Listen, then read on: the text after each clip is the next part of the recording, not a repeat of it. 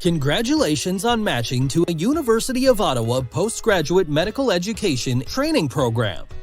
The Office of Postgraduate Medical Education is excited to welcome you to Ottawa and our world-class medical training programs. Now what? There are things you must do before you can step into the hospital and start work as a trainee. This video will ensure you are prepared and can start your training without any delays or bumps in the road. No doubt, the next few months will be a whirlwind for you. You might be finishing medical school, taking exams, celebrating this academic milestone, moving to a new city, and trying to stay on top of a flood of emails. Nonetheless, it is important that you plan for this next phase of your medical training.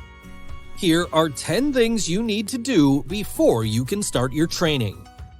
1. Access your U-Ottawa email.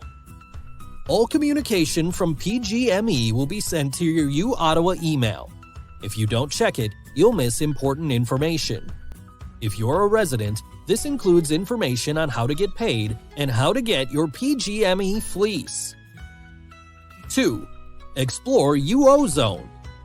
UO Zone gives you access to U-Ottawa student services, including access to financial statements, tax forms, and, most important for you right now, the enrollment checklist. The checklist tracks which tasks you've completed and which you still need to do before you can start your training. 3. Apply for your CPSO license. You can't practice medicine or continue your training without it. The registration process takes time. Plan to apply immediately after acceptance. Go to the CPSO member portal and apply today. 4. Sign and submit your Letter of Appointment, or LOA. The LOA forms the basis of your contract. Sign and submit it electronically through the checklist in UO Zone. PGME will then submit it on your behalf to CPSO.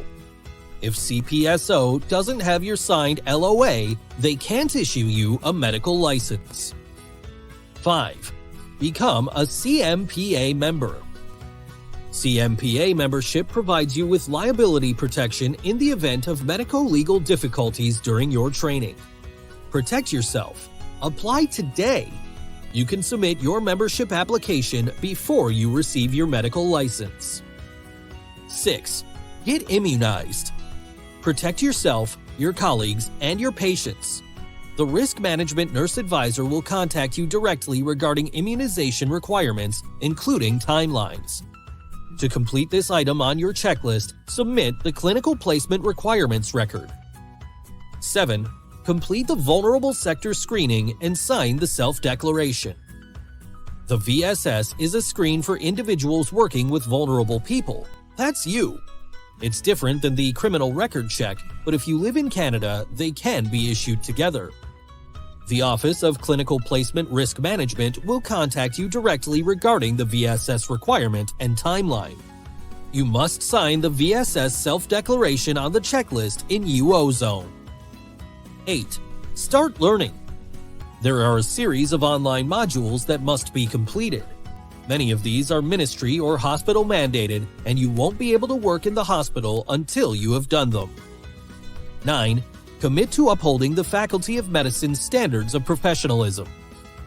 The Declaration of Professionalism can be read, signed, and submitted through, yes, you've guessed it, the checklist in UO Zone. 10. Pay your registration fee. You will receive an invoice from the Financial Resources Office.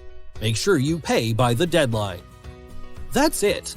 10 steps to prepare for your training. Don't delay. Start today. Track your progress using the enrollment checklist in UO Zone and get ahead of the game. Keep checking your U-Ottawa email for important communications that will ensure you are prepared to start your training on time. And continue your training next year, as this process needs to be repeated each academic year.